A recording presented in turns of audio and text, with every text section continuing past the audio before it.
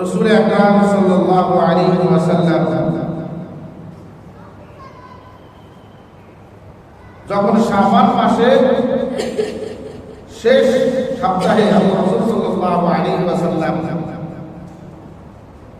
সাহাবী আজমাইনদেরকে উদ্দেশ্য করে একটি বয়ান পেশ করেছেন। সেই বয়ানের মধ্যে আল্লাহ রাসূল সাল্লাল্লাহু আলাইহি ওয়াসাল্লাম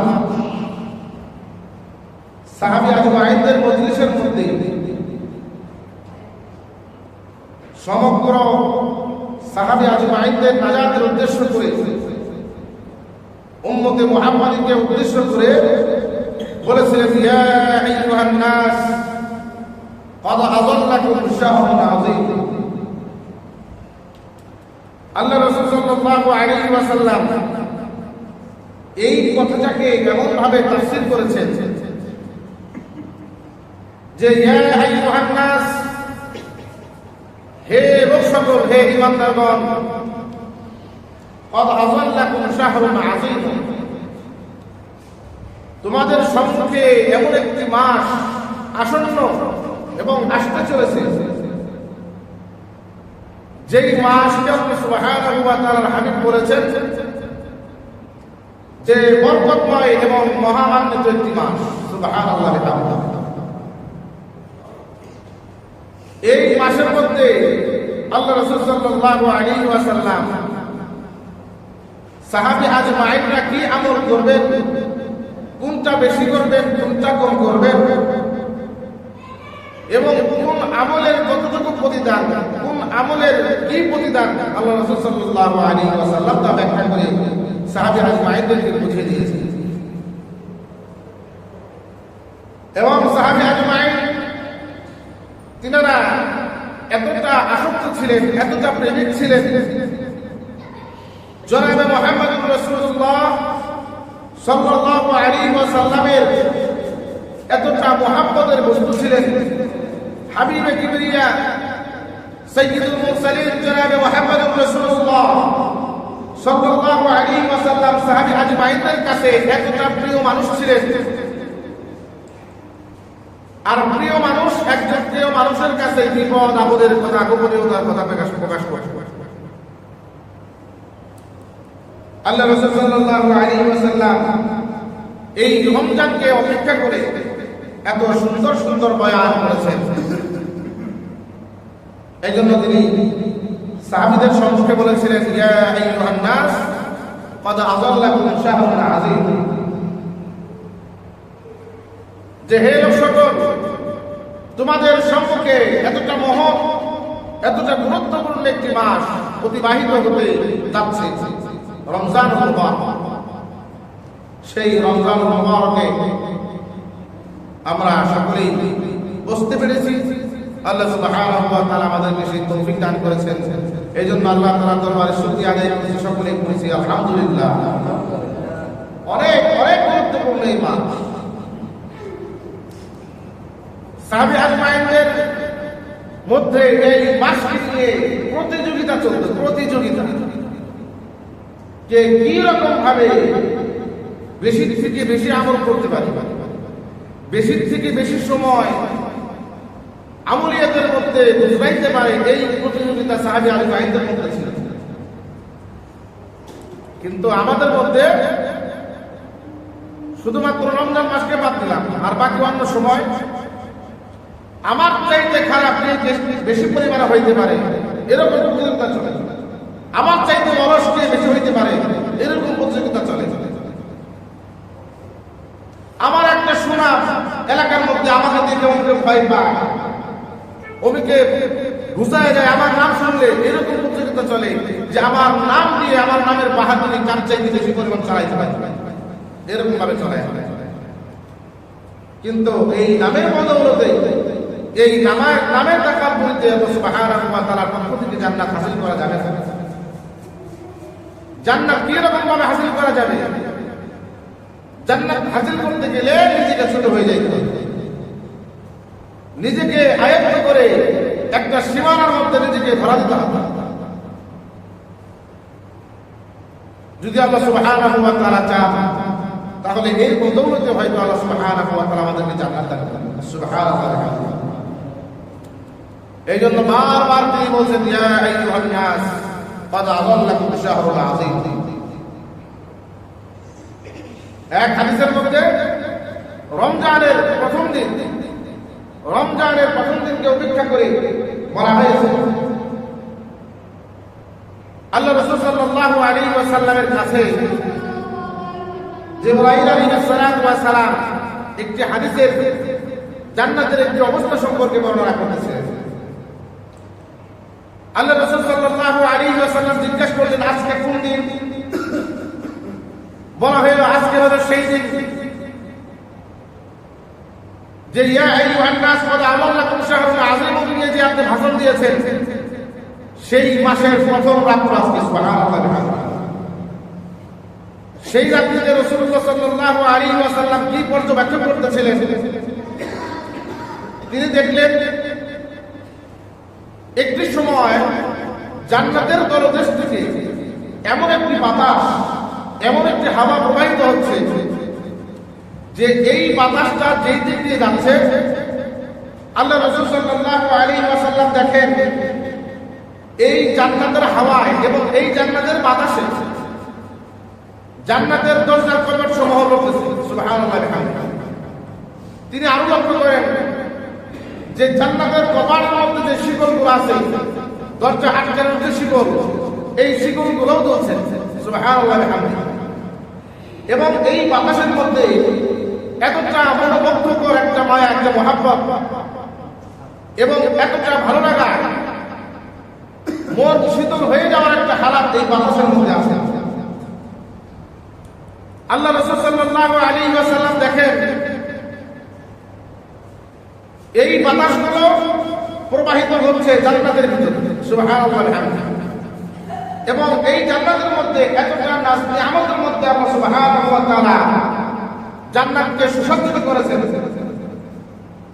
এ ব্যাপারে আল্লাহর হাবিব সাল্লাল্লাহু আলাইহি ওয়াসাল্লাম বলেন যে জান্নাতের মধ্যে যে হুরে গিলমানরা আছে, জান্নাতের মধ্যে আল্লাহ সুবহানাহু ওয়া তাআলা বান্দার খেদমতের জন্য যে হুর বাজেট করেছেন, এই হুরগুলো সেই জান্নাতের মধ্যে পায়চারি করতেছে, ঘুরতেছে। সুবহানাল্লাহ।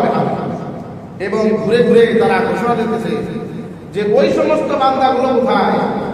আল্লাহ সুবহানাহু ওয়া তাআলার কাছে ধরা দিয়ে আল্লাহ সুবহানাহু ওয়া তাআলার কাছে নিজের সম্মানকে আত্মসমর্পণ করেছে, ওই সমস্ত ব্যক্তিবর্গগুলো কোথায়? তারা এইরকম ভাবে মিছিল মিটিং করতে করতে জান্নাতের মধ্যে ঘোরাঘুরি করতেছে। এখন এই জান্নাতের মধ্যে ওই সমস্ত ব্যক্তি কারা? যারা এই হুরে গিলমানের মেহমান হবে, এই হুরে গিলমানের মুনিব হবে, মালিক হবে। তারা হইল ওই সমস্ত ব্যক্তি যারা ইয়া আইয়ুহান নাস ক্বাদ আযাল্লাকুম শাহরুল আযীম এই মাসকে পেয়েছে এবং নিজের গুনাহসমূহকে মোচন করতে পেরেছে, ওই সমস্ত ব্যক্তিদের সৌভাগ্য আল্লাহ সুবহানাহু ওয়া তাআলা এই সমস্ত নাম দিয়ে আমাদের ব্যবস্থা করে রেখেছেন। সুবহানাল্লাহ। এই জন্য ভাই দোস্ত আহবাব সকলকে উদ্দেশ্য করে বলবো, আল্লাহ সুবহানাহু ওয়া তাআলা এতটা মহৎ, এতটা গুরুত্বপূর্ণ একটি রমজান মুবারক আমাদের জন্য দান করেছেন। রমজানের প্রথম রাত্রি বেলায় আল্লাহ সুবহানাহু ওয়া তাআলার হাবিব জনাবে মুহাম্মদুর রাসূলুল্লাহ সাল্লাল্লাহু আলাইহি ওয়াসাল্লাম বলেন, আল্লাহ সুবহানাহু ওয়া তাআলা হযরত জিবরাইল আমিনকে আদেশ দিলেন, আজকে হলো রমজানের প্রথম রাত্রি, একটু পরেই সূর্য ডুবে যাবে, বরং তুমি জান্নাতের দুনিয়াতে অবতরণ করে আমার বান্দাদেরকে যেই শত্রু ইবাদত বন্দেগীতে মশগুল হইতে গেলে বাধা বিপত্তি দেয়, বাধা দেয়, মানা করে, তাদের নফসিয়াতের মধ্যে দুর্বলতা পয়দা করে, ওই শয়তানকে আহত করে। সুবহানাল্লাহ। জিবরাইল আমিন দুনিয়ার মধ্যে অবতরণ করে সর্বপ্রথম সূর্য ডুবার আগে আগেই এই শয়তানকে শিকলবদ্ধ করে ফেলে। সুবহানাল্লাহ। এই জন্য মানুষ এই মাসে বেশি মাত্রায় বেশি পরিমাণে মানুষ আল্লাহ সুবহানাহু ওয়া তাআলার ইবাদত বন্দেগী করতে সুযোগ পায়। কেননা শয়তান কুমন্ত্রণা দেওয়ার শয়তান শিকলবদ্ধ। আল্লাহ সুবহানাহু ওয়া তাআলা আদেশ দিলেন তাকে পিঠ মোড়াদা বেঁধে তাকে সমুদ্রের তলদেশে নিক্ষেপ করে রাখলেন, ওই জায়গায় ডুবায় রাখলেন। সুবহানাল্লাহ। এই জন্য বেশি থেকে বেশি মানুষ এই রমজানুল মুবারকের মধ্যে নামাজে শামিল হয়, ইফতারিতে শামিল হয়, সেহরিতে শামিল হয়, ভালো ভালো কাজে ভালো ভালো কর্মে মানুষ বেশি পরিমাণে জড়ো হইতে পারে। কারণ শয়তান আবদ্ধ। যেই মানুষটাই মানুষকে বাধা দেবে সেই যদি না থাকে তাহলে বাধা দেওয়ার রাস্তা আটকাবে কি? এই জন্য মানুষের বেশি পরিমাণে ঢল আল্লাহ সুবহানাহু ওয়া তাআলা এই রমজানুল মুবারকের মধ্যে পড়ে থাকে। কেননা আল্লাহ সুবহানাহু ওয়া তাআলা আমাদের এমন একজন মালিক যিনি মানুষকে ক্ষমা করতে গিয়ে মানুষের বেশি থেকে বেশি পরিমাণে ওসিলা তালাশ করেন। আল্লাহ সুবহানাহু ওয়া তাআলা মানুষকে বেশি থেকে বেশি ক্ষমা করার অজুহাত তালাশ করেন। এতটা মুহাব্বতের একজন মালিকের বান্দা হতে পেরেছেন। সুবহানাল্লাহ বলবেন না? সুবহানাল্লাহ। আর শত্রু যারা আছেন, শত্রু মানুষের সাথে শত্রুতা হয় না। যদি এই মানুষ শত্রুতা হয় তখন ভালো ব্যক্তি যে পাঁচ ওয়াক্ত নামাজ পড়ে, তাহাজ্জুদ গুজার, নফল নামাজ বেশি বেশি পড়ে, তখন ওই বন্ধুর কাছে তার চাইতে খারাপ আর কেউ হয় না, যদিও সে তাহাজ্জুদ গুজার। কেননা তার কাছে তার লোকটাই তার কাছে খারাপ, তার ভালো কাজ তার কাছে কি ভালো লাগে। এই জন্য ভাই দোস্ত আহবাব, আল্লাহ সুবহানাহু ওয়া তাআলা আপনাদেরকে ক্ষমা করার জন্য, আল্লাহ সুবহানাহু ওয়া তাআলা আপনাদেরকে নিষ্কৃতি দেওয়ার জন্য, আল্লাহ সুবহানাহু ওয়া তাআলা আপনাদেরকে মহা পুরস্কার দিবেন বলে এই রমজানুল মুবারক বান্দার মধ্যে দান করেছেন। সুবহানাল্লাহ। যে এই রমজান মাস এতটা গুরুত্বপূর্ণ একটি মাস, এই মাসটা আমাদের কাছ থেকে হেলায় আছে, বেশি থেকে বেশি ইবাদত বন্দেগীর মধ্যে শামিল হওয়া চাই। গুনার কাজ যতটুকু পরিমাণ আমরা ছেড়েছি তার চাইতে অধিক মাত্রায় গুনাহকে ছেড়ে দেওয়ার ইচ্ছা পোষণ করা। কেননা এই রমজানুল মুবারক এতটা পরিপূর্ণ একটা মাস, পরিপূর্ণ। কেননা আপনি যদি বলেন বুনিয়াল ইসলামু আলা খামসিন শাহাদাতি লা ইলাহা ইল্লাল্লাহ ওয়া আন্না মুহাম্মাদান আবদুহু ওয়া রাসূলুহু ওয়া ইকামিস সালাহ ওয়া ইতাইজ যাকাত ওয়াল হজ ওয়া সাওম, তাহলে এই পাঁচটি বিষয় আছে, স্তম্ভ আছে ইসলামের মধ্যে। নামাজের ব্যাপারে আল্লাহ সুবহানাহু ওয়া তাআলা কোরআন কারীমের মধ্যে তাফসীর সুন্দর করে আলোচনা করেন। আবার যদি হজের ব্যাপারে আসে, এই ব্যাপারে আল্লাহ সুবহানাহু ওয়া তাআলা ডিটেইলস আলোচনা করেন। আবার ঈমানের ব্যাপারে আল্লাহ সুবহানাহু ওয়া তাআলা পরিপূর্ণ রূপে কোরআন কারীমের মধ্যে আলোচনা করেন নাই। কিন্তু শুধুমাত্র রমজানুল মুবারকের ব্যাপারে আল্লাহ সুবহানাহু ওয়া তাআলা পবিত্র কালামুল্লাহ শরীফের মধ্যে একটা মানজিল দান করেছেন, এত সুন্দর বিশ্লেষণ করেছেন। আল্লাহ সুবহানাহু ওয়া তাআলা তিনি সমগ্র মানুষকে উদ্দেশ্য করে আল্লাহ সুবহানাহু ওয়া তাআলার হাবিব সাহাবী আজমাইনদের উদ্দেশ্য করে বলেছেন। হাদিসের কুদসির মধ্যে এই শব্দটা উল্লেখ আছে। আল্লাহ সুবহানাহু ওয়া তাআলা বলেছেন, আস-সাওমু লি ওয়া আনা আজজি বিহি, রোজা হলো এটা আমার জন্য, আমি আল্লাহ সুবহানাহু ওয়া তাআলা এটা ভালোবেসে মহব্বত করে আমার বান্দাদেরকে, আমার আম্বিয়া কেরামদেরকে এটা স্পেশাল আবেদন করেছি। এবং আমি আল্লাহ সুবহানাহু ওয়া তাআলা আমি নিজের হাতে এই বান্দার এই রমজানের প্রতিদান দেব। সুবহানাল্লাহ বিহামদিহি। তাহলে এই রমজানটা এটা হলো স্পেশাল একটা জিনিস, আল্লাহ তাআলা পক্ষ থেকে বান্দাকে দিয়েছে। আপনি যদি এলাকার মধ্যে খুঁজে দেখতে পাবেন যে লোক দেখানো এবাদত বন্দী করে নেওয়ার কিছু কিছু আছে। লোক দেখানো নামাজ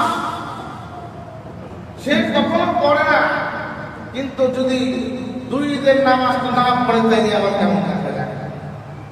এই জন্য দুই ঈদের নামাজে দেখবেন এমন এমন কিছু ব্যক্তি আছে যারা ঈদের নামাজে সামিল হয়, আর সারা বছর জুমার নামাজ যত বড় বড় রাত্রগুলো আছে 5 ওয়াক্ত নামাজ আছে পড়ে না, শুধুমাত্র ওই ওয়াজ করতে দেখা হয় মাঠে। এরকম ব্যক্তি আছে না? আছে। তারপরে আপনি আসবেন হজের ব্যাপারে অর্থ আছে, এখন এত সম্পদের মালিক কিন্তু হজ না করে তাই আবার কেমন দেখা যায়, লোকে মনে থাকে। এই জন্য একটু বড় হজ যদিও না করার সৌভাগ্য হয়, কিন্তু আগে থেকে ইতিহাস করে যে উমরা দিয়ে আমরা শুরু করি। এই জন্য প্রতি আমাদের একটু চলে যান কোথায়, মদিনায় মুনাওয়ারায় চলে যান উমরা করার জন্য, মক্কা শরীফে চলে যান একটু উমরা করে আসেন। কিছু হাদিস ফাংশন করবে লোক দেখানোর জন্য ইবাদত বন্দেগী করে, কিন্তু আল্লাহ সুবহানাহু ওয়া তাআলা এই স্বতন্ত্র একটা ইবাদত রমজানুল মুবারক, আপনি যদি কোনো পাগলকে 1000 টাকা দেন, 1000 টাকা যে ভাই তোমাকে 1000 টাকা দিলাম সারাদিন না খাই, কোনো পাগল রাজি হবে না? হ্যাঁ, তারা করতে পারবেন না যে 1000 টাকা দিলাম সারাদিন তুমি কষ্ট হবে, কিছু খাবা না, এই লাখ টাকার মতো ভালো তোমাকে 1000 টাকা দিলাম, কোনো পাগল সারাদিন না খায়।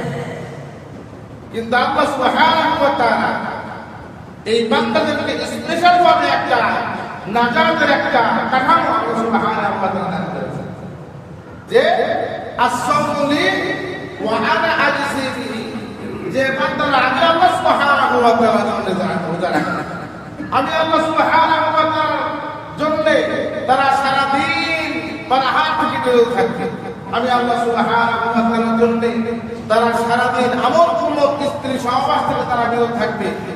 যদি এই কাজগুলো থেকে বিরত থেকে তারা আমার রোজা পালন করতে পারে, ওয়া আনা আজজি বিহি, এবং আমি আল্লাহ সুবহানাহু ওয়া তাআলা আমি নিজের হাতে ওই বান্দার পাওনা আমি তার হাতে দিব।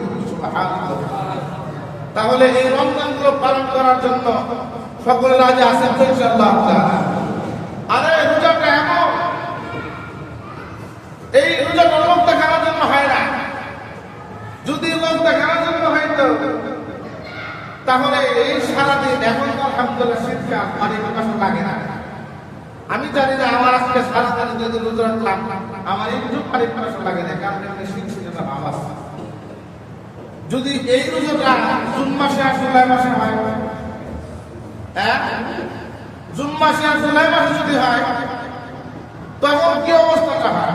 এই 14.5 ঘন্টা 13.5 ঘন্টা 15 ঘন্টার মতো এই সারাদিন উপাস থাকতে হয়, আমার খুব রোদস্য হয়। ওই অবস্থার মধ্যে আপনি কি পারবেন না যে একটু খাবার পকেটে নিয়ে ভাত নিয়ে চলের মধ্যে বসে পুরো এক ভর্তি করে খাই বাইরে আসতে পারতেন না? ঘরের মধ্যে দরজার কভারটা লাগাই দিয়ে স্ত্রী এক জায়গায় আছে, স্ত্রী এক করে, ছেলে সন্তান এক করে, আপনি আলাদা এক করে যায় সুন্দর করে দুপুরের লাঞ্চটা করে আসে প্যাট ভর্তি করে। ধরার কেউ আছে? হ্যাঁ, কথা বলেন, ধরার কেউ আছে? নাই। কিন্তু খান না কেন? কেন খান না? আমরা কেন খাই না? যে আল্লাহ সুবহানাহু ওয়া তাআলা সম্মানে, আল্লাহ সুবহানাহু ওয়া তাআলার ইজ্জতের কারণে একটা ভয় যে দেখতে না তো কেউ, কিন্তু দেখতে কি জোরে বলে। এই জন্য আমরা পলাইয়া দরজার কভার বন্ধ করে আমরা কখনো কি করি না, পানাহার করি না। এই জন্য আল্লাহ সুবহানাহু ওয়া তাআলা বলেছেন as-sawmu li ওয়া আনা আজজি বিহি, বান্দা রোজা কাউকে দেখানোর জন্য রাখে না। বান্দা রোজা রাখবে, মানুষ রোজা করতে ওরা বলবে তাই বলে রোজা রাখে না। বান্দা রমজান মুবারকের মধ্যে রোজা রাখে, এটা আমি আল্লাহ সুবহানাহু ওয়া তাআলাকে খুশি করার জন্য। সুবহানাল্লাহ। আর এই প্রতিদান আমি আল্লাহ সুবহানাহু ওয়া তাআলা নিজের দ্বারা বান্দার হাতে আমি আল্লাহ সুবহানাহু ওয়া তাআলা। এই জন্য ভাই দোস্ত আমার সকলেই রমজান রোজা করে রাখার চেষ্টা